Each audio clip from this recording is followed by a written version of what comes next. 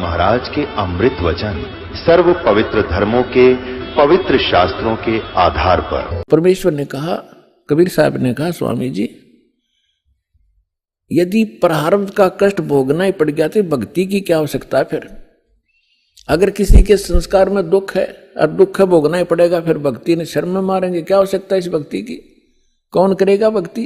क्या आवश्यकता परमात्मा की? वो भक्ति इससे हटकर है और वो मंत्र मेरे पास है। अपने आत्माओं जो दुखी व्यक्ति है उसको तो संकेत चाहिए। उसने तभी पूछा कि आप कौन हो भाई? हे भगत जी आप कहाँ रहते हो? अब वो लाल कपड़े पहन रखे, सारी उम्र संस्कृत बोली, उसने तो महाराज जी समझ रहे। और परमात्मा बैठे एक सिंपल वेशभूषा में। उसने न्यू कहा, भगत जी कहाँ रहते हो आप? आपका कहाँ ठिकाना है? परमात्मा ने बताया, भाई मैं दानक सू दुल्हा हूँ और नीरू का पुत्र हूँ, ऐसे ऐसे हमारी चौपड़ी वहां रहा करूं। अब परमात्मा ने ये बताना इसलिए अनिवार्य समझा कि जैसे न भगवान चाहिएगा तो आ जाएगा, और जब ब्राह्मण पने में होगा क्यों उसमें छुआछात बहुत गणी थी तो अपना भाई चला जाएगा। तो परमात्मा वो तो जा लिया श्याम ने, साथ साथ महाराज मैं घना दुखी हो गया। तो वहां जब परमात्मा के पास गए और भी बहुत से आर्त व्यक्ति बैठे थे और वो आपस में चर्चा कर रहे थे कि मैं इतना दुखी था, परमात्मा से नाम लिया, अरे भगवान आए हैं, ये परमात्मा है, तुम इसको दुल्हा मत समझो, दानक नहीं है। अब जिसके कांटे से निकल रहे वह क्यों कर कहीं सिंपल मैन है। तो उस व्यक्ति को पहुंचा वहां पर ब्राह्मण, जब वो और भक्त बैठे बतला रहे थे, भगवान आए, जब सत्संग का आयोजन था उनके साथ दूसरे साथ ही बाहर मैदान में, तो उस ब्राह्मण का कुछ दिल डटा। जब ये सारे भगत कह रहे हैं तो कुछ बात बनेगी। तो परमात्मा के आशीर्वाद मात्र से परमात्मा ने कहा, भाई अपने सारे बच्चों को ले आ। उसने सारा दुख बताया, उनको दीक्षा दिला। तो उसने सोचा पहले अपने लड़कों को ले चलता हूं, क्योंकि इज्जत और बेइज्जती हमारा साथ लटक रही है, घर में कैर टूट रहा। दोनों लड़कों को ले आया। परमात्मा ने दीक्षा दी, बेटा भक्ति करोगे ना जब बात बनेगी। केवल आशीर्वाद से भी सुख दे देते, लेकिन वो तो एक का दुख टला, आगे जीवन में पता नहीं कितने दुख है आपके। परमात्मा ने नाम दिया, दोनों बच्चे ऐसे स्वस्थ हो गए जैसे कदे दुख था ही नहीं। अपने आप उठ के गए, उन्हें लाया था बैठा बैठा कर, तो उनको एकदम खुशी की लहर आ गई। फिर अपनी बेटियों को, पत्नी को, सबको नाम दिलाया। परमात्मा के आशीर्वाद से सब ठीक हो गए, स्वस्थ हो गए कुछ ही दिनों में। और फिर घर का काम भी उसका बहुत अच्छा चलने लगा। अब वो जहां भी जिसने मिला है उसी को कहे कि भगवान आए हैं, चलो वहां पर परमात्मा आ रहे हैं, दुल्हाओं की कॉलोनी में भगवान उतर रहे हैं। पर उसकी कौन सुने ब्राह्मण? तो पुण्यात्माओं, एक समय एक सर्वानंद नाम के ब्राह्मण थे और उसने चारों वेदों, 18 पुराणों, गीता, इन सभी को कंठस्थ याद कर रखा था। और उसने अपने वक्त के सभी ब्राह्मणों को, सभी विद्वानों को शास्त्रार्थ में पराजित कर दिया। तो उसके मन में एक धारणा आई कि मैं अपना नाम सर्वानंद की जगह सर्वाजीत रखवाऊंगा, अपनी मां से कहता हूं। उसने सभी को हरा दिया। उधर से वो ये विचार कर रहा था। दूसरी ओर क्या हुआ कि उसकी माता, जो सर्वानंद की माता जी थी, उसका नाम शारदा था, ब्राह्मणी, और वो भी ऐसे ही अपने प्रारब्ध के कर्म को भोग रही थी। अब ब्राह्मण होने के नाते, और अब उसका पिता, उसका पुत्र विद्वान, जिसने सब विद्वानों को पराजित कर दिया, अपने पुत्र से भी सारे जंतर मंत्र, जो भी गायत्री मंत्र वगैरह अनुष्ठान बताए बेटे ने, वो भी कर लिए। और भी जिसने भी जहां कोई महापुरुष संत तपस्वी बताया वहां भी चली गई, लेकिन उसको कोई राहत नहीं मिली।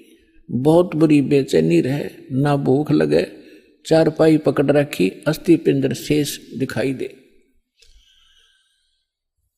उधरती एक परमात्मा की शिष्या, एक बहन ब्राह्मणी, एक बहन चली गई, ब्राह्मणी नहीं वैसे एक बहन चली गई किसी कामवश, अन्य जाति की, श्रवण जाति की।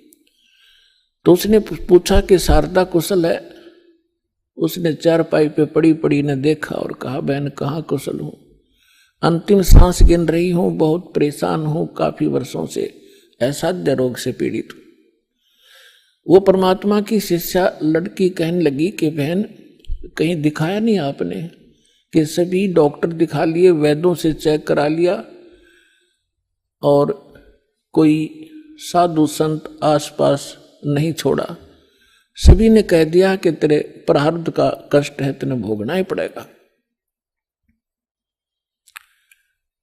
तो उस बहन ने कहा कि यदि आप बुरा ना मानो तो मैं बताऊं, एक महापुरुष आ रहे हैं। वो कहने लगी, बोलो कौन है?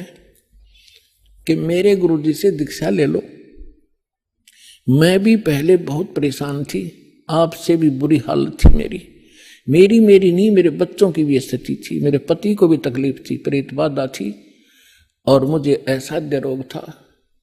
उस गुरुजी से दीक्षा लेते ही और हम कति स्वस्थ हो गए। 2 वर्ष हो गए हम अपना जीवन जी रहे हैं, अपनी नींद सोते हैं, अपनी नींद उठते हैं। तो बैठ गई शारदा कि भाई आज कुछ आशा की चिंगारी नजर आ रही है। तो उसने पूछा, कौन है आपके गुरुजी, मुझे बताओ। तो उस बहन ने बताया कि कबीर नाम है उनका, और जुल्हा कॉलोनी में रहते हैं। कहने लगी, वे मैं तो जुल्हा धानक है, वो कहाँ जुल्हा धानक है, उल्टी है, लेट गई नो की नो चारपाई पे। नहीं, हम ब्राह्मण है और वो एक धानक, इज्जत का नाश हो जा, मैं नाम नहीं लूं। तो उस बहन ने बहुत कहा कि देखो, हमने ज्ञान सुना उस परमेश्वर का, आज आप ब्राह्मणी हो और मृत्यु के बाद आप अन्य जाति में भी तो जन्म ले सकते हो, आप पशु योनि में भी तो जाओगे, तब कहां जाएगी यह जाति तेरी। तो कहने लगी, बहन तू जा, बस फालतू बात ना करे, इससे अच्छा तो मौत आ जा, वो अच्छा है। तो पुण्यात्माओं परमात्मा कहते हैं, राज तजना सहज है, सहज तरिया का ने, और मान बढ़ाई ईर्षा ये दुर्लभ तजनाई। वह चली गई। कुछ दिनों के बाद वो ब्राह्मण जो परमात्मा की शरण में आके स्वस्थ हुआ था। पुण्यात्माओं, आप तो बालक हो, दास उस भगवान से परिचित है। आपके लिए जो परमात्मा भटक रहा है ना, आप तो एक अबोध बालक की तरह जिधर मुंह हो गया उधर चल पड़ते हो, और वो पिता माता पिता पीछे पीछे भाग्या करें कि खड्डे में गिरेगा, यू उठा लूं भाग कर बालक को। आज आप इतने बच्चे हो इस भगवान के मार्ग में और इस अपने अध्यात्म मार्ग के अंदर। कबीर साहब कहते हैं, मैं रोवे तू सृष्टि को और यह सृष्टि रोवे मोहे। गरीबदास जी कह रहे हैं, परमात्मा से परिचित ज्ञान के आधार से भगवान की वाणी बता रहे महिमा। गरीबदास इस योग को समझ नहीं सकता कोई। सो चल छिदर मैं करूं अपने जन के काज। जिस प्यारी आत्मा को शरण में लेना है ना जाने के कारण बनाओगा उसके लिए।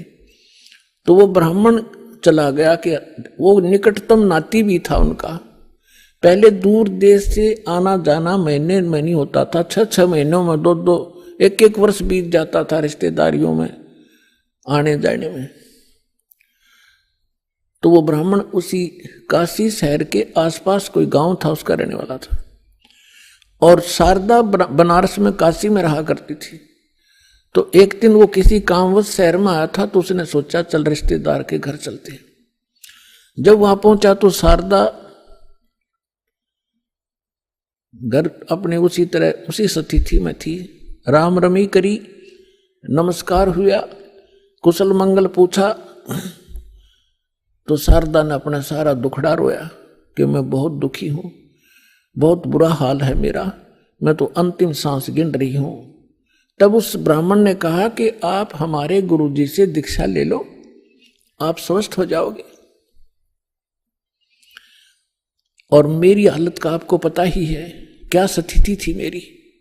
हाँ, आपकी तो बहुत बुरा हाल था, सारा परिवार दुखी था। और आप कैसे समझते हुए कि हम उस परमात्मा आए हैं पृथ्वी पर, शारदा तेरा यकीन होइयो चाहे ना होइयो।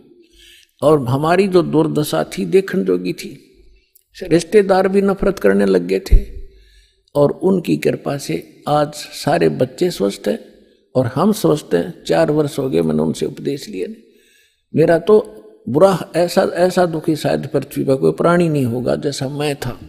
मेरे से रिश्तेदार भी नफरत करने लग गए थे कि अब यूं आ गया घर पे, कुछ पैसे मांगने आया होगा। तो ऐसी दशा होगी थी मेरी। और अब वो रिश्तेदार मुझसे उधारे ले जाते हैं। तो शारदा ने सोची, हे भगवान बड़ी दया करी, देख यूं तो ब्राह्मण है, इसने तो गुरु कोई बढ़िया बना रखा होगा, ऊंच जाति का ब्राह्मण ही बना रखा होगा। तो फिर बैठ गई चारपाई पे। तो उसने कहा कि फिर ठीक है, बताओ मुझे आपका गुरुजी कौन है, क्या नाम है उनका, कहाँ रहते हैं। मेरे पूज्य गुरुदेव जी का नाम है कबीर। उसके वो फिर अक्सर खटक गया, कबीर वो धाणक, वो नीरू का। कहा, वो ब्राह्मण बोला, कहा वही है, यस। तो शारदा बोली, तेरी शर्म भाजगी, इतनी इज्जत का नाश कर दिया, ब्राह्मण होकर धाणक गुरु बना लिया, डूब के मर जा की तरह। ये 36 लागी सुनान। अब उस पंडित जी ने कहा कि मिश्राणी बात सुन ले, यह शिक्षा मेरे देने की जरूरत नहीं, मैंने देख लिया। ये ब्राह्मण जब कित गए थे, जब मेरी दुर्गति हो रही थी, चोने भी ना दे थे, अंतिम सांस गिनों था, बुरा हाल हो रहा था। और ठीक है, तेरा ना समझ में आती तो गुरु जी के बारे में फालतू मत बोलिए, उठ कर चल पड़े। अब ये बात उसका घर कर गई कि सचमुच ये तो घना बुरा हाल था इनका, शारदा के, और इनका जीवन इतना सुखी हो गया। अब वो सोचन पर विवश हुई, तो वो काफी देर सोचती रही कि ये क्या बनी। अरे काल ने तो ऐसे बना रखे हैं किले जाति के, ऊंच नीच के। काल ने तो इतना जबरदस्त जाल फैला रखा पुण्यात्मा, परमात्मा बिना यो टूटे नहीं। अब आप देख रहे हो परमात्मा ने सबसे पहले यह बीमारी काटी कि अब आप देख रहे हो कोई छुआछूत नहीं, ऐसी दया करी। ना तो एक बाड़िया और थी, अपने ही समाज में थी, हिंदुआएं में थी, और तो देखी जाओ बाद की देखो दूसरे मजबानों से, तो यह समाप्त करी। और उस समय ये एक जबरदस्त किला बना रखा था जाति का। अब क्या हुआ, परमात्मा कच्चा काम नहीं छोड़ते। जो जन मेरी शरण है ताका हूं मैं दास, और गेल गेल लग गया फिर जब तक धरती आकाश। अब क्या किया मालिक ने, जिस मोहल्ले में वो शारदा रहा करती थी उसी में परमात्मा का एक भक्त रहता था, थोड़ी सी दूरी पे। और उसने प्रार्थना की, प्रभु हमारे दास के घर सत्संग कर दो, वहां आस पास के भक्तों को भी पता चलेगा और आपका ज्ञान सुनेंगे, हो सकता है किसी की और भाग जाग जा। परमात्मा ने ठीक कहा कि ठीक है बेटा, रात्रि में सत्संग करेंगे, दिन में अपना काम करो पेट के लिए, रात तो अपनी है, आ जाया करो, चलूंगा मैं तुम्हारे वहां।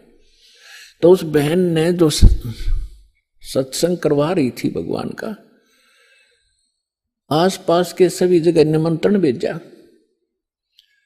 कि आज हमारे गुरुजी आवेंगे और नाम ले लियो, सत्संग सुनियो पहले। आपने आज तक ऐसा ज्ञान नहीं सुना होगा, आप देखियो हमारे गुरुजी का सत्संग सुनना। तो ऐसे आपस में आ ही जाते हैं, बुलावा देने से मोहल्ले के लोग, बहन बेटियां इकट्ठी हो जाती हैं। तो उसने शारदा को भी आमंत्रित कर दिया मोहल्ले में होने के नाते। तो शारदा ने पूछा, आपके गुरुजी कौन हैं? कि मेरे गुरुजी हैं कबीर साहब, भगवान कबीर। कौन से कबीर? वो धाणक। वो शारदा ने कहा कि हाँ वो धाणक, आप कुछ भी कहो वो परमात्मा है। अब शारदा ने के स्कीम बनाई कि भी ऐसे जाऊंगी तो बात बिगड़ेगी, लोग हंसी करेंगे। एक ब्राह्मणी होकर दानक से दीक्षा लेने चल पड़ी और उधर से दुख का पहाड़ टूट रहा। तो उसने अपने ही मन में एक ऐसा विचार किया कि मैं जाऊंगी जरूर, सुना है कि आशीर्वाद लेने मात्र से सुख भी हो जाता है। यदि मैं सुखी होगी, मेरा यू दुख दूर हो गया उनके आशीर्वाद से, मैं वहीं चरण पकड़ लूंगी, फिर कति नहीं लोक लाज करूं। अब परमात्मा कहते करे करावे साइया, मन में लहर उठा, दादू सदर जीव के वो आप बगल हो जाए। तो पहले रात्रि का समय था, पहले एक जोत जलाया करते देसी घी की, वही तो हवन का काम कराया करती, और वही रोशनी का वहां चांदना उसी से बनाया करते थे। एक जोत जला रखी देसी घी की, उससे आंगन में थोड़ा सा टमटमाती सी रोशनी थी। अब सभी बहन भाई आ रहे थे, एक साइड बहन बैठ रही थी, एक साइड भक्त बैठ रहे थे, बीच में रास्ता था, सामने भगवान बैठे थे आसन पर। अब शारदा आई, मुंह पर घूंघट काट के, उसने ये सोचा था कि ऐसा घूंघट काट के औरतों में जाकर बैठ जाऊंगी प्रणाम कर, जैसे वो क्रिया करेंगे और मुझे कोई पहचानेगा नहीं। अब जो ही सभी बहन आ रही थी, भगवान के चरण ले रही थी और बैठती जा रही थी। अब वो आगी शारदा भी मुंह ढके आवे थी, परमात्मा के चरण छुए, मालिक ने सिर पर हाथ रखा और कहा, सर्वानंद की माँ ब्राह्मणी पंडितानी, आज दानक के पास कैसे आना हो गया तेरा?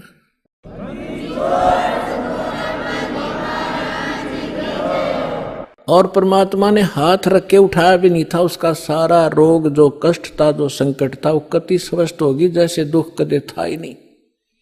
और ऊपर से परमात्मा ने कहा कि कैसे आगे सर्वानंद की माँ तू, एक दानक से क्या कहेंगे तेरे को, जो पंडित लोग जात से घेरेंगे।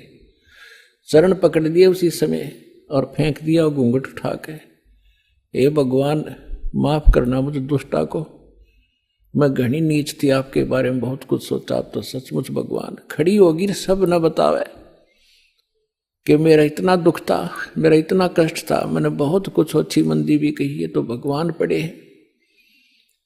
फिर बैठ गई, सत्संग सुना, परमात्मा ने सृष्टि रचना सुनाई।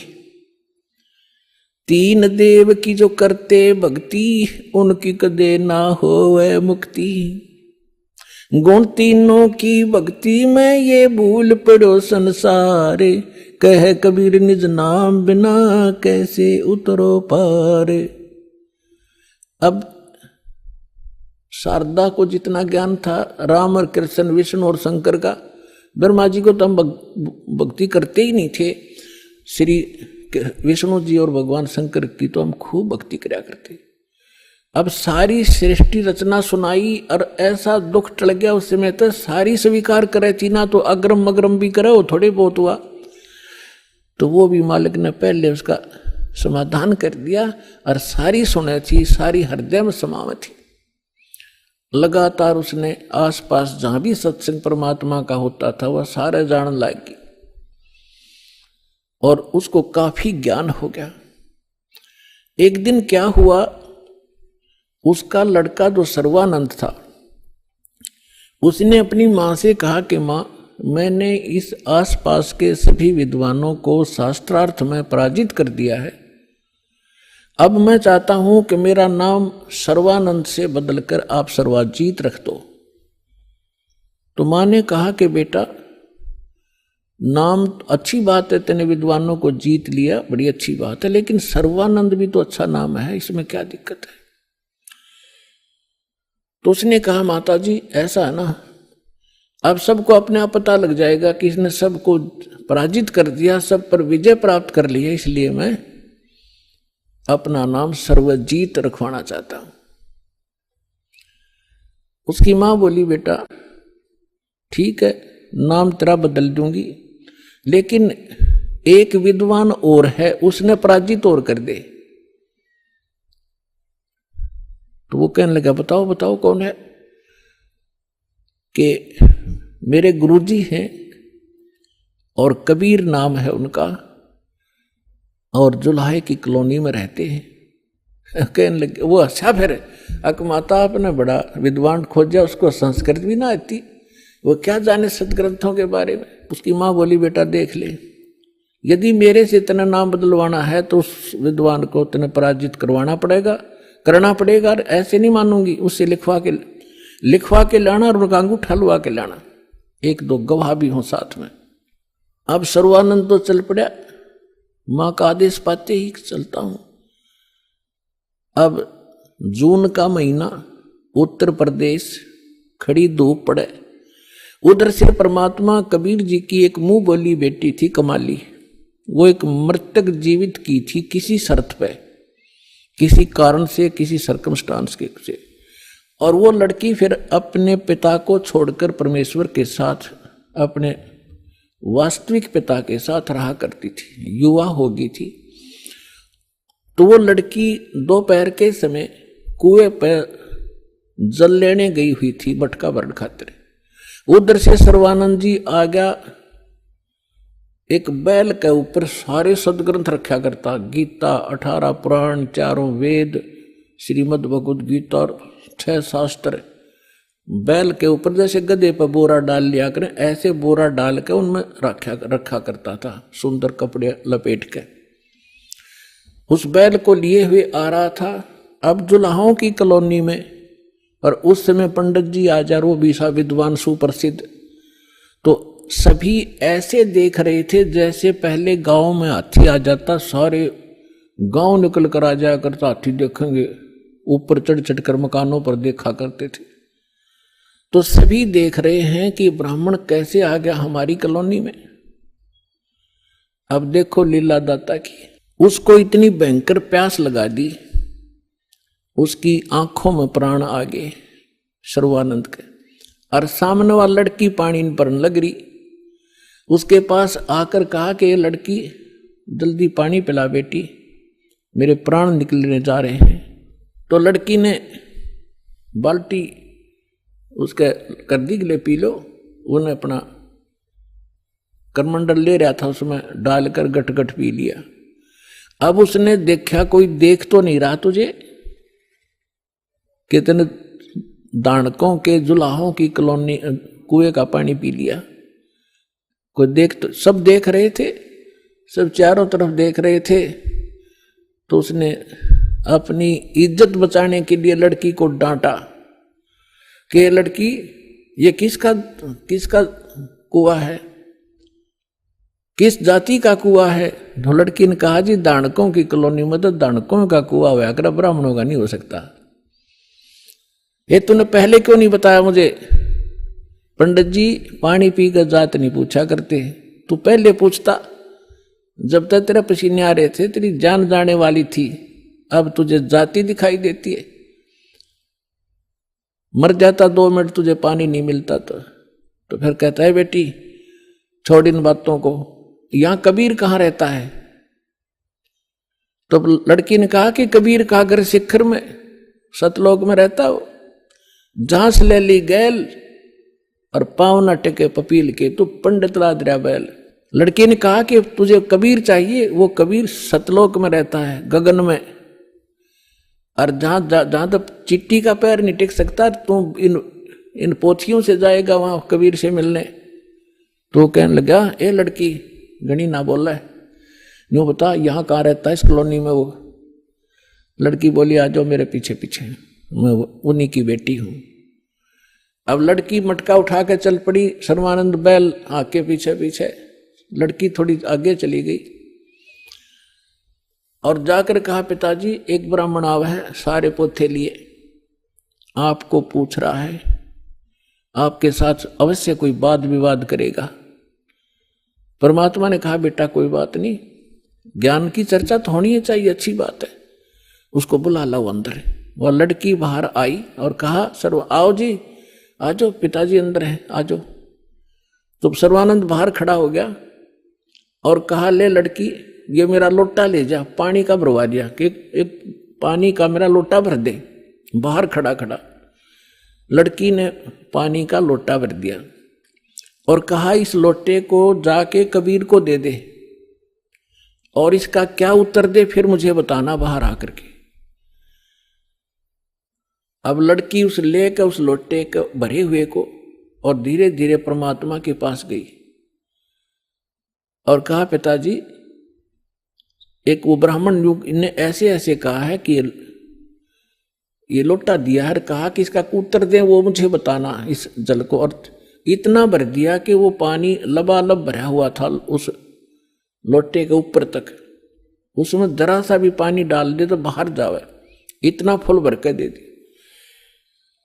परमात्मा बोला ठीक से बेटी। परमेश्वर ने एक बड़ी सुई थी, वह सुई उठा के लोहे की और उस लोटे में डाल दी, कुछ पानी बाहर निकल गया और कहा जा सर्वानंद को दे दे बेटा। वह लड़की वापस आई धीरे धीरे। अकलो पंडित जी, सर्वानंद ने पूछा क्या उत्तर दिया तेरे पिता ने? कि बोले कुछ नहीं, इसमें एक सुई डाल दी और आप पूछ लो इन्होंने क्या क्या मतलब है इसका। तो अंदर आया सर्वानंद। सर्वानंद ने पूछा कि कबीर आपने मेरे प्रश्न का क्या उत्तर दिया? परमेश्वर ने पूछा आपका प्रश्न क्या था? मेरा प्रश्न ये था, ये संकेत था इस पानी के लोटे को फुल भर के आपके पास इसलिए भेजा था कि मैं ज्ञान से परिपूर्ण हूं और मैंने सभी आसपास के विद्वानों को पराजित कर दिया है। मैंने अपनी मां से सर्वाजीत नाम रखवाना है और उसने ये शर्त रखी है कि मैं आपसे शास्त्रार्थ करूं और आपको विजय पाऊं आपसे, तब वो मेरा नाम रखेगी। मैंने आपको ये संकेत दिया है कि मैं ज्ञान से ऐसे फुल हूं जैसे लोटा फुल था। यदि मुझे कोई ज्ञान शिक्षा देगा तो मेरे अंदर समाएगा नहीं, वो इस लोटे में अगर कोई और जल डालेगा वो बाहर ही जाएगा, इसमें जगह नहीं। अब आप बताओ आपका क्या उत्तर था? परमात्मा बोले मैंने इसमें एक लोहे की सुई डाली है। मेरा ये संकेत है कि मेरा ऐसा ज्ञान है, ऐसा भारी ज्ञान है, ऐसा गुरु ज्ञान है कि जैसे मेरी सुई तेरी लोटे की तली में जाकर टिकगी और तेरा पानी बाहर निकल गया, ये मेरा ज्ञान ऐसा तेरे थोथे ज्ञान में बाहर फेंक देगा, ठाके तेरे हृदय में समा जाएगा।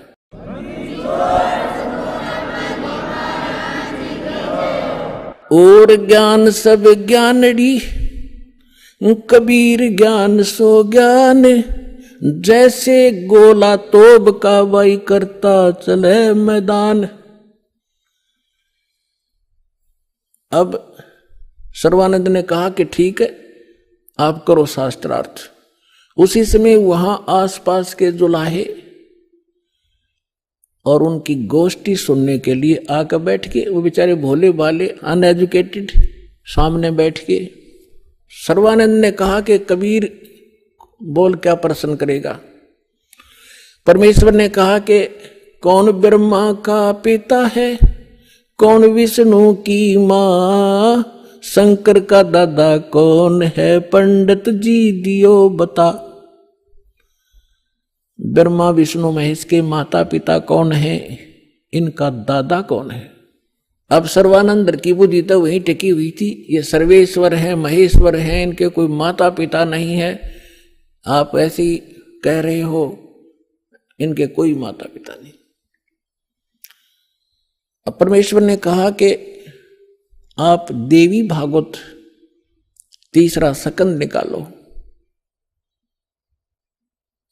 और उसमें ये स्वयं स्वीकार करते हैं। देखिएगा श्री देवी भागवत यानी देवी पुराण सचित्र मोटा टाइप, गीता प्रेस गोरखपुर से प्रकाशित है।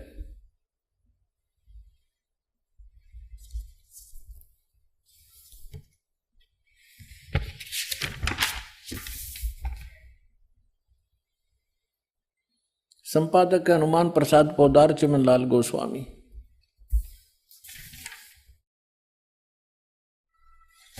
और ये गीता प्रेस गोरखपुर से प्रकाशित है।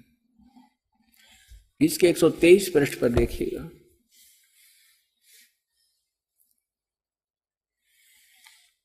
तीसरा स्कंद। विष्णु भगवान विष्णु जी अपनी माता दुर्गा की स्तुति करते हुए कहते हैं, तुम शुद्ध स्वरूपा हो, ये सारा संसार तुम इसे उद्भासित हो रहा है। मैं ब्रह्मा और शंकर हम सभी तुम्हारी कृपा से विद्यमान हैं। हमारा तो आविर्भाव माने जन्म और तिरोभाव माने मृत्यु हुआ करता है। हमारा तो जन्म मृत्यु होता है। केवल तुम ही नित हो, जगत जननी हो, प्रकृति और सनातनी देवी हो। भगवान शंकर बोले, देवी यदि माँ भाग विष्णु तुम्ही से प्रकट हुए हैं तो उनके बाद उत्पन्न होने वाले ब्रह्मा भी तुम्हारे ही बालक हुए। फिर मैं तमोगुण लीला करने वाला शंकर क्या तुम्हारी संतान नहीं हुआ? अर्थात मुझे भी उत्पन्न करने वाली तुम ही हो। शिवे संपूर्ण संसार की सृष्टि करने में तुम बड़ी चतुर हो। इस संसार की सृष्टि, स्थिति और संहार में तुम्हारे गुण सदा समर्थ हैं। उन्हीं तीनों गुणों से उत्पन्न हम ब्रह्मा, विष्णु एवं शंकर नियमानुसार कार्य में तत्पर रहते हैं। अब पंडित जी तो साथ ले रहा था, सारे पोथे निकाल कर देख लिया, पढ़ भी लिया। उसको मालूम था कि सामने जो श्रोता है ये सब अशिक्षित, और कह दिया कि झूठ बोलता है, इसमें कुछ नहीं है। परमेश्वर ने कहा कि रुद्र संहिता के अंदर देखिएगा, ब्रह्मा, विष्णु और शिव जी की उत्पत्ति दिखाते हैं आपको, आप देखिएगा। तो उसने देखा जो मालिक ने बताया। अब आप देखिए पुण्यात्माओं, तो अभी तक ये सारा वर्बली बकवाद चल रही थी। अब दास ने जब इस मिशन को स्टार्ट किया तो आम भक्त हमारे भक्तों से कहता था, वो कैसा टीचर है, पुस्तक पढ़ पढ़ के सुनाता है, अपना अनुभव बताना चाहिए। अरे वेदों से, गीता से, इन सदग्रंथों से अलग जो अनुभव अपना बताता है वो शास्त्र विरुद्ध है, वो बिल्कुल यूजलेस है। ये हमारा सिलेबस है। हम सिलेबस तो बाद में देखा दास को, न तो उस मूल ज्ञान से जो परमात्मा का ज्ञान था उसके आधार से भक्ति शुरू की थी। इन सदग्रंथों को बाद में देखा है, ये यूं का यूं मिला। तो आपको दृढ़ करने के लिए और आपको सच्चाई से परिचित कराने के लिए ये सदग्रंथ दिखा रहा हूं। मुझे नहीं जरूरत थी इनकी। जैसे एक अंधा था, अंधेरे में लालटेन लिए जा रहा था, आगे से बच्चे आ रहे थे उछल कूद करते हुए। उसने कहा, बच्चों देखना, देखना बच्चों, मैं अंधा हूं, बेटा ध्यान से चलना, मैं अंधा हूं, देखना, मुझसे ना टकराना। अब बच्चों ने आकर देखा कि आदमी अंधा बतावे और लालटेन हाथ में ले रहा, टॉर्च या लालटेन लैंप। उन्होंने चारों तरफ से घेर के कहा, बाबा सचमुच आप अंधे हो? कहा बेटा अंधा हूं मैं। फिर लालटेन किस लिए ले रखी है? कि तुम आंखों वालों के लिए, कहीं मेरे से टकरा कर वो डेग दे ना तोड़ दो। आपके लिए है, ताकि इस रोशनी में तुम्हें पता लग जाए कोई बूढ़ा व्यक्ति आ रहा है, साइड से निकल जाओ, मुझसे टकराओ नहीं, मैं अपने इसलिए आपके लिए लिए हुए हूं। तो दास तो इस ज्ञान को पहले सुना रहा था। सन 1994 से लेकर सन 2000 तक वर्बली जो मालिक ने ज्ञान दिया था यही सुना रहा था। ये ब्रह्मा विष्णु महेश नासवान है, इनकी जन्म मृत्यु होती है। ये इष्ट रूप में पूज्य नहीं है, लेकिन अनादरणीय नहीं है। लेकिन दास के सामने यह समस्या थी कि इस बात को, दास की वर्बली इस कहानी को कोई नहीं सुनेगा हिंदू, और विरोध खूब होगा। तो अर्ज करी थी दाता ने कि आपका ज्ञान सत्य है दाता, कभी गलत नहीं हो सकता। यदि इन सदग्रंथों में मिल जावे, वेद, गीता और पुराणों में, तो आपके बच्चे आपको पहचानने में देर नहीं लाओगे। ऐसी प्रेरणा की परमात्मा ने 2001 में गीता उठा के देखी, जो का तू ज्ञान पाया। क्योंकि परमात्मा ने कहा था अपनी वाणी में कि वेद मेरा भेद है, मैं ना मिलूं वेदन के माही, पर जौन वेद से मैं मिलूं वो वेद जानते नहीं। तो इसके आधार से जब सब सदग्रंथ देखे तो जो का तो ज्ञान मिला। ओए होए, तीन देव की जो करते भक्ति, उनकी कदे ना होवे मुक्ति। और परमात्मा कहा करते, धर्मदास ये जग बौराना, कोई न जाने पद निर्वाणा। यही कारण मैं कथा पसारा, जग से कोई ये एक राम नियारा। अब मैं तुमसे कहूं चिताई, तेरे देवन की उत्पत्ति भाई। माँ अष्टंगी पिता निरंजन, ये जमदारुण वंशन अंजन। तीन पुत्र अष्टंगी जाए, ब्रह्मा विष्णु शिव नाम धराए। 600 वर्ष पहले भगवान उस सुख संवेद में ये अमृत ज्ञान बता गए थे। लेकिन उस समय इतना विरोध किया था इन नकली संतों मंडलेश्वरों ने, परमात्मा के साथ कहर तोले थे, वो सारी लीला धीरे धीरे सुनाएंगे आपको। आज वही ज्ञान हमारे पुराण बता रहे हैं कि ब्रह्मा विष्णु महेश के माता पिता हैं, दुर्गा इनकी माता है, ये ज्योत स्वरूपी निरंजन ये काल इनका पिता है। और ये भगवान 600 वर्ष पहले बताया करते, क्योंकि वो तो दादा है इनके। दादा तो बाप की भी डेट ऑफ बर्थ बता और पोत्या की भी बता दे, तो पहले बता कर जा रहे थे। अरे नकलियान हमारे तक सारा अज्ञान भर रखा था। अब देखिएगा शिवपुराण, ये संक्षिप्त शिवपुराण सचित्र मोटा टाइप केवल हिंदी, गीता प्रेस गोरखपुर से प्रकाशित है। इसके संपादक कौन है?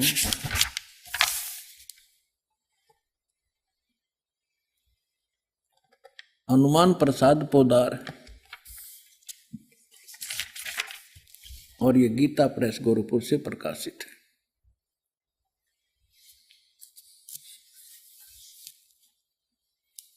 ये देखिएगा, ये है रुद्र संहिता, और यहां अध्याय नंबर 5 हम यहां पर पढ़ेंगे थोड़ा सा। अपने पुत्र नारद की यह बात सुनकर लोक पितामह ब्रह्मा वहां इस प्रकार बोले। हमने 98 से प्रारंभ किया है, 98 से 98 से। अब हम 99 पर पढ़ लेंगे, 99 पर। ब्रह्मा जी ने, नारद जी ने ब्रह्मा जी से पूछा था। ब्रह्मा जी कहने लगे, ब्रह्मा जी ने कहा, ब्रह्मन देव शिरोमणे, तुम सदा समस्त जगत के उपकार में लगे रहते हो। तुमने लोगों के हित की कामना से बहुत उत्तम बात पूछी है।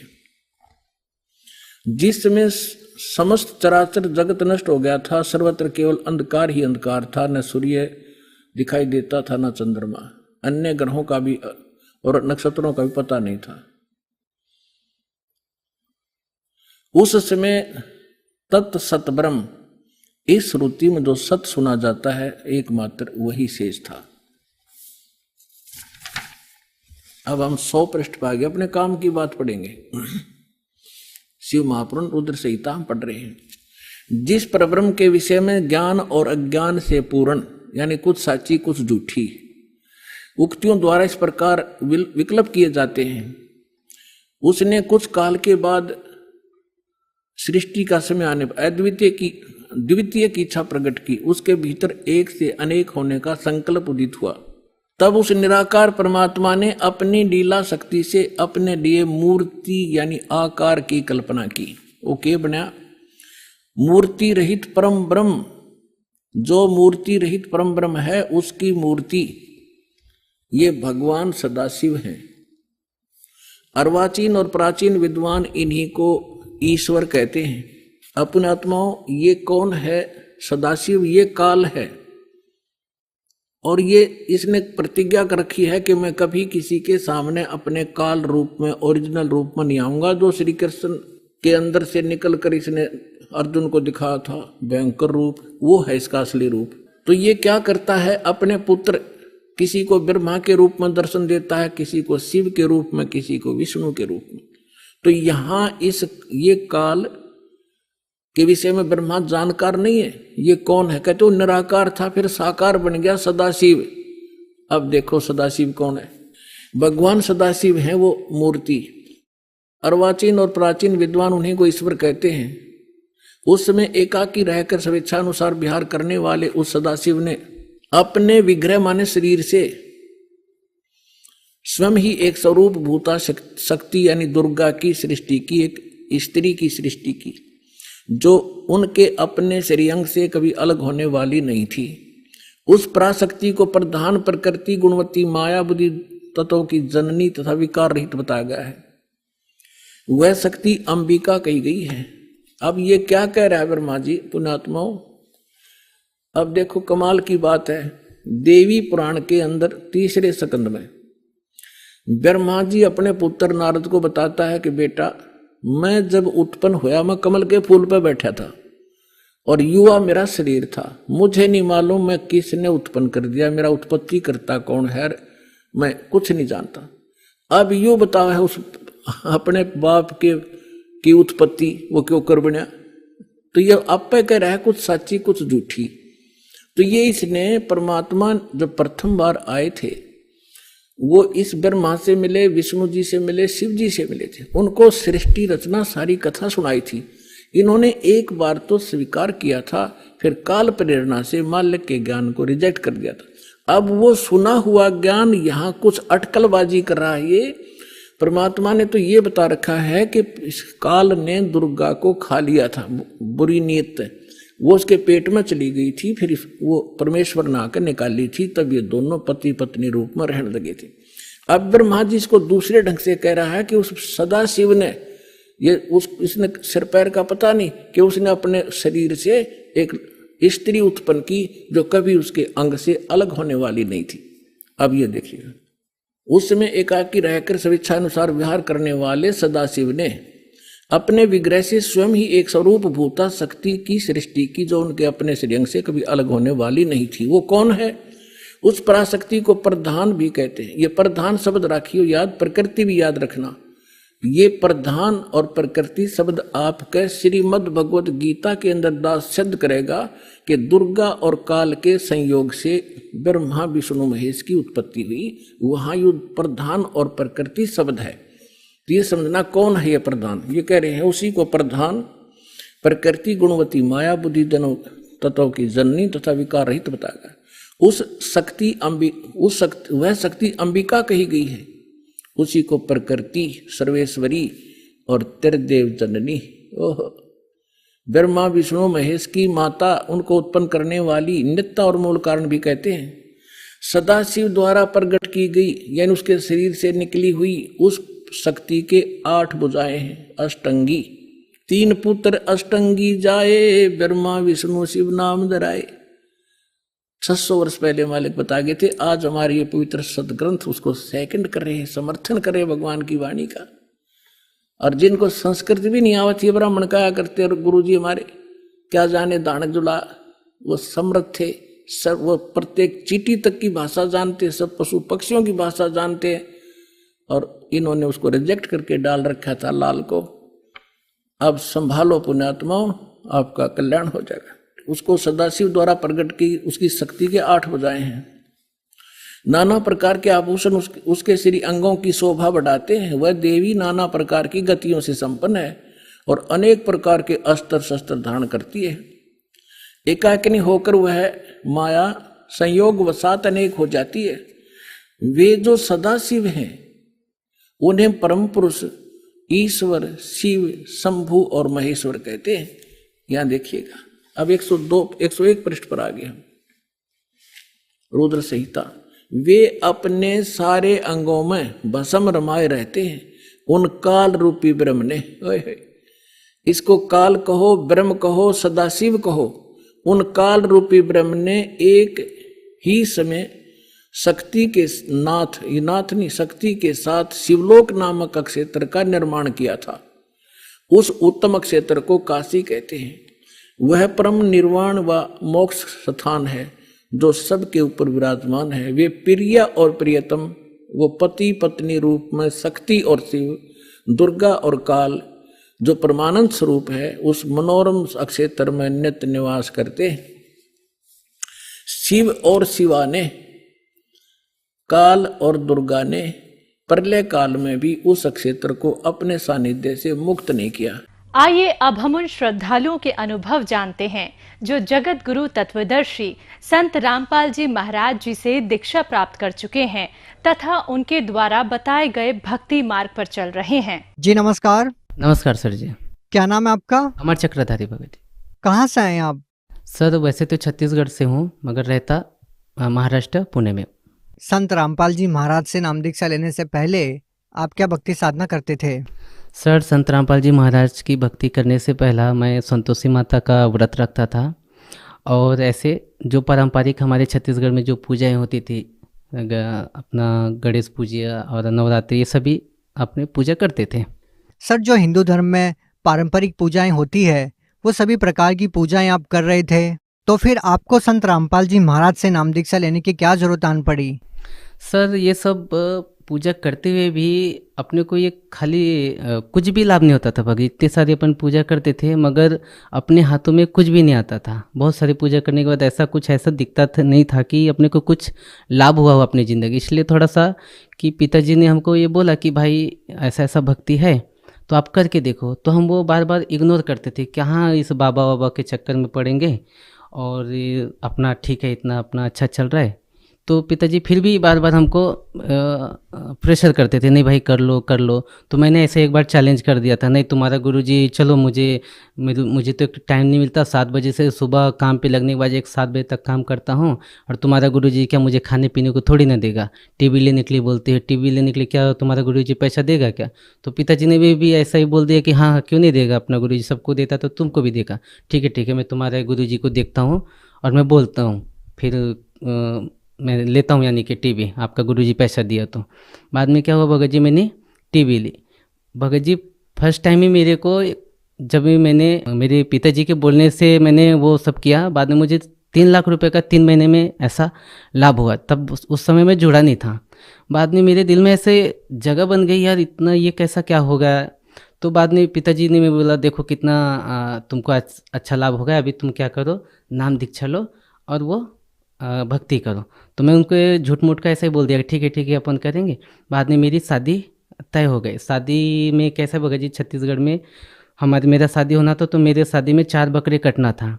4 बकरे कटना था, तो उसके जितने भी ब्लड है ना, उसमें मुझे चल के हमारा जो कुल देवता है, मेरे पिताजी को तो अलग कर दिए थे समाज से, मगर जो हमारे कुल देवता है उसमें मुझे पाँव में चल के वो निशान करके मुझे कुल देवता के पास में जाना था। तो मैं मेरे चाचा लोग को बोला कि मुझे ये नहीं होने वाला है, आप लोग कुछ दूसरा रास्ता निकालो। तो सब लोग गांव वाले बोलने वाले, घर वाले बोलने नहीं ये तूने नहीं किया तो तू मर जाएगा। तो मैं बोला नहीं मुझे मालूम नहीं, मैं मर जाऊंगा जिंदा हो जाऊंगा, ये मुझे मालूम नहीं, मुझे ये अच्छा नहीं लग रहा, मुझे नहीं करना है। सब लोग ने बोला कि पहले इसका पापा पागल है इस लाइन में जुड़ने के बाद में, अभी बेटा भी कैसा रूखा बात करता है, अभी इसके घर में कुछ तो बड़ा कलेश होने वाला है। मैंने उनको बोला जो होगा देखा जाएगा, आप लोग शादी की तैयारी करो। बाद में शादी तैयारी करने के बाद में भगत जी मैं गांव गया, मेरी शादी हो गई।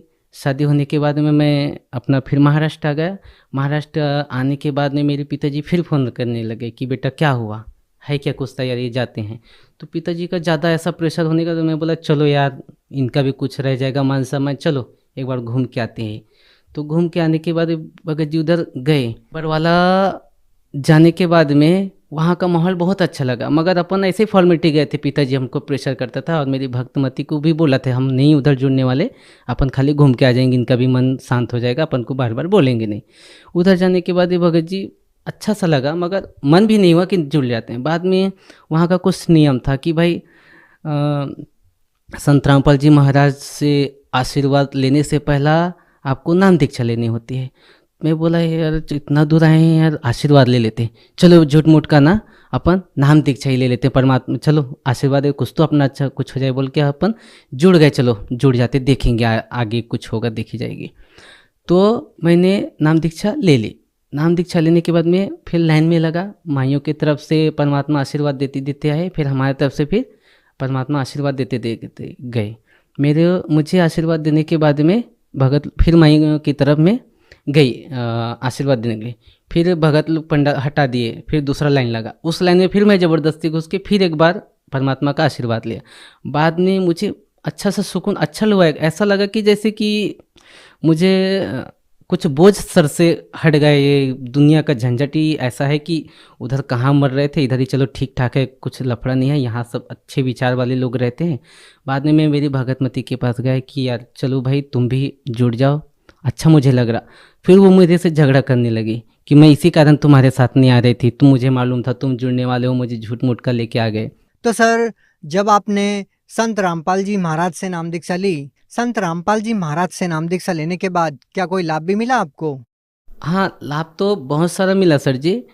जब हम लोग महाराष्ट्र आए, मेरी भगतमती प्रेग्नेंट थी। मेरा ये लड़का होने के बाद में भगत जी उनका एक स्तन से दूध आना बंद हो गया।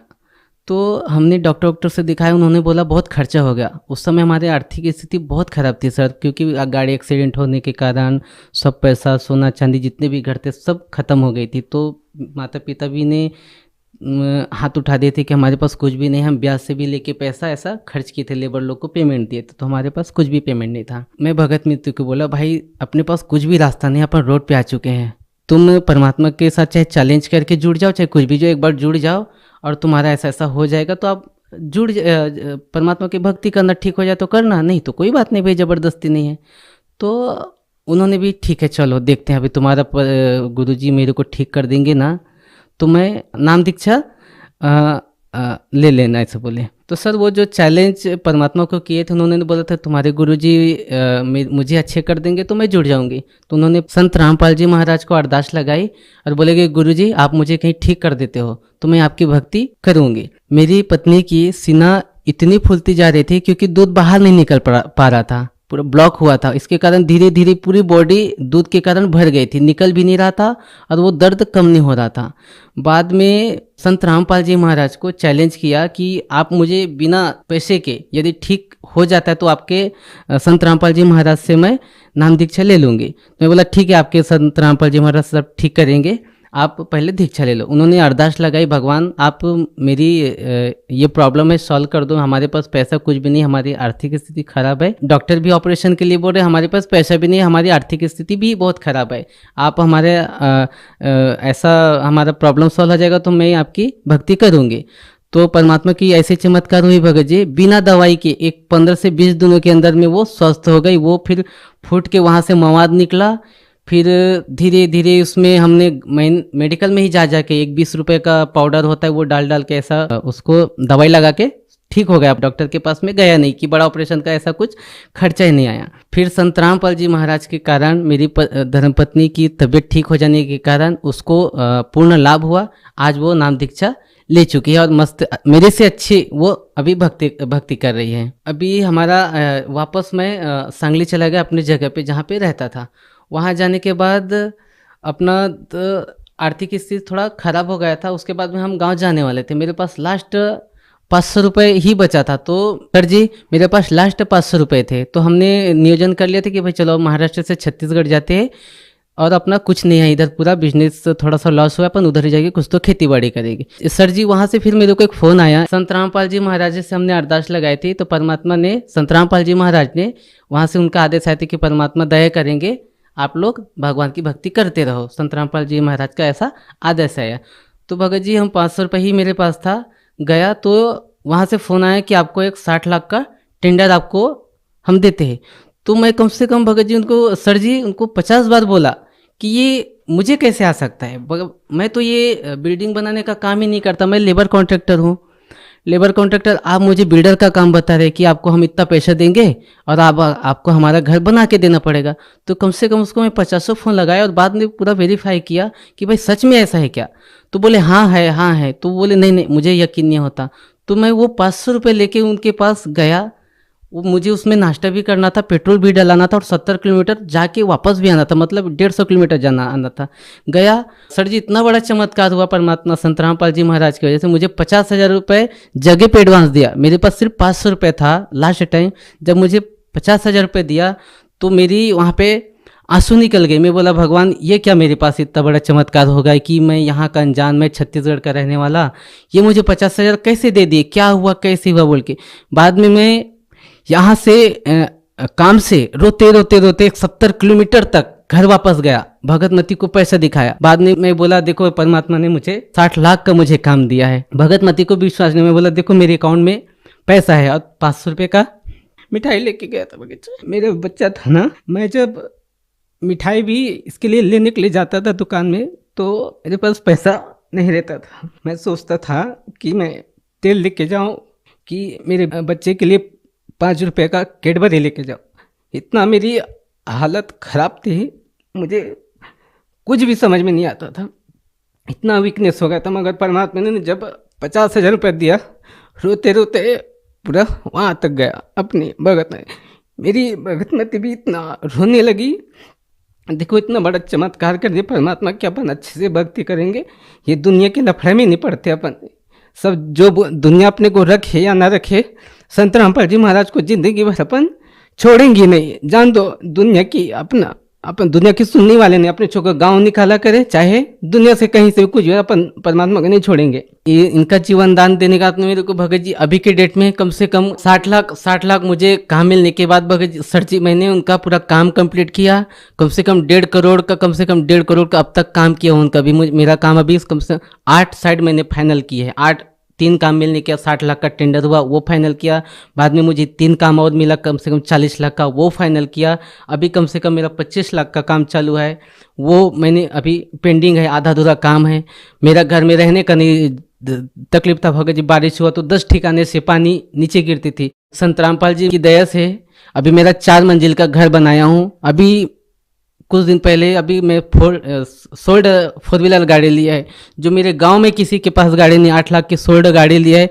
पूरे गांव वाले बोलते हैं कि भाई इनके पास क्या सोने का खान मिला है। मगर उनको बोलते सर जी की भाई संत रामपाल जी महाराज के शरण में आने के बाद में हुआ थोड़ा तकलीफ हुआ स्टार्ट में। परमात्मा अपनी वाणी में बोलते हैं कि धीरे धीरे रे मना धीरे सब कुछ होए, माली सिंचे 100 घड़ा ऋतु आए फल होए। सर मैं लूट पिट चुका था, सिर्फ मैं लास्ट में मेरा 500 रुपये ही था। परमात्मा की दया, संत रामपाल जी महाराज की दया की वजह से 60 लाख का मुझे काम मिला। अभी मेरे करोड़ों का बिजनेस चालू है। 4 मंजिले का घर टिका लिया हूँ। मेरे गांव आसपास, मेरे गांव में क्या सर जी, आसपास की एक 20 किलोमीटर 50 किलोमीटर आप भी घूमेंगे तो किसी का 4 मंजिल मकान नहीं है। सोल्ड मैंने गाड़ी ले ली। अभी परमात्मा की दया से, संत रामपाल जी महाराज की दया से अभी भगत जी मैं अपने एरिया में टॉप में हूँ। सब बोलते कि भाई ये अच्छे लाइन में जुड़े। पहले तो हमको कोसते थे कहाँ ये अपने ज़िंदगी बर्बाद कर। अभी इस परमात्मा का भी उन लोग भी बोलते संत रामपाल जी महाराज का ज्ञान अच्छा है और वो भी अभी सहयोग करते हैं मेरे गांव में। आपको मैं एक और बात बताना चाहता हूँ। जब हम गांव में रहते थे तो हमारा दारू का धंधा था, चिकन मटन का धंधा था, बकरी बेचते थे, मुर्गी बेचते थे, कबूतर, ये सब चीज़ बेचते थे। हम क्या करते थे, 10 दारू की जो बोतल रहती थी उसको हम खोल के 10 का उसमें पानी डाल के उसको 15 बनाते थे और उसको सही तरीके से लेवल लगा के सब बेच देते थे। मतलब 2 नंबर का काम सब करते थे। फिर सिगरेट पीता था मैं, इतना सिगरेट पीता था कि मेरे हाथों से सिगरेट हटती नहीं थी। जब तक मेरा 2-3 पैकेट 4 पैकेट खत्म नहीं होता था, 12-1 बजे 2-2 3-3 बजे तक जगता था। सर हमको टेंशन आ गई थी कि परमात्मा संत रामपाल जी महाराज के नियम में लिखा था तुमको यही नहीं करना, तुमको शराब नहीं बेचना, कुछ ये बकरी नहीं बेचना, बकरी नहीं काटना, ये नहीं करना। तो हमको टेंशन आया कि हमारा घर गृहस्थी कैसे चलेगा। संत रामपाल जी महाराज की दया से अभी ऐसा दया भगत जी, मेरा भी करोड़ों का बिजनेस है। सब धंधा वो गोरख धंधा छोड़ने के बाद में अभी देखो भगत जी मेरे एरिया में परमात्मा ने मुझे शिखर पे पहुंचाया। अभी मुझे 1 रुपए की कहीं किसी से हाथ फैलाने की किसी की गरज नहीं है कि मैं किसी से 5 रुपए मांगू या 10 रुपए मांगू। परमात्मा ने मुझे शिखर पे पहुंचाया है। सर जी मैं परमात्मा मैं अपने संत रामपाल जी महाराज के लिए ये शब्द उच्चारण करता हूँ, क्योंकि मेरा भगवान और सब कुछ मेरा संत रामपाल जी महाराज। मुझे तो पता नहीं कि कौन क्या है, मगर मेरे लिए संत रामपाल जी महाराज मेरे लिए भगवान है। सर आप भगत समाज को क्या संदेश देना चाहते हैं? सर भक्त समाज को क्या संदेश दूंगा कि मेरा देखो ना सर जी, मेरा पहला कैसा था, हम लोग इतने दारू बेचते थे, सब बुरी सी बुरी धंधा करते थे, फिर भी हमको बरकत नहीं मिली। मगर संत रामपाल जी महाराज के शरण में आने के बाद में पूरी बुराई छूट गई और मेरा 500 रुपये लास्ट था। अभी परमात्मा ने उसको करोड़ों में परिवर्तन किया। ये मेरे साथ में लाभ हुआ है, चमत्कार हुआ है मेरे साथ में। तो आप भी आइए परमात्मा के संत रामपाल जी महाराज के शरण में और अपना जीवन कल्याण कराइए। जी बहुत बहुत धन्यवाद। धन्यवाद सर जी।